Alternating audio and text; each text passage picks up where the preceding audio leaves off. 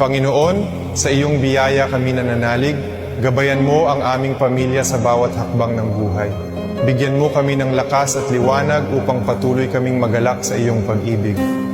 Pagpalain mo ang aming tahanan ng kapayapaan at kasiyahan. Lahat ng miyembro ng pamilya, mula sa mga anak hanggang sa matatanda, ay iyong protektahan at ingatan. Naway lagi kaming magbuklod ng mahigpit sa iyong awa at grasya.